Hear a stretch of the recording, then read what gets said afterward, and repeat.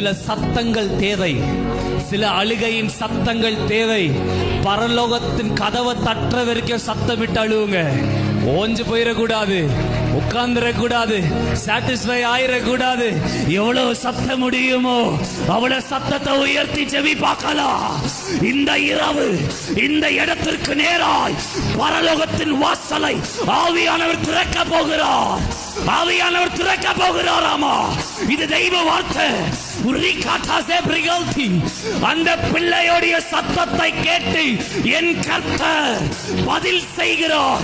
அப்ப நம்பு, அதே வம்சத்துல பிறந்த உன் சத்தத்தையும் என் தெய்வன் கேட்டு உனக்கு மறு உத்தரவு கொடுக்கிறார்.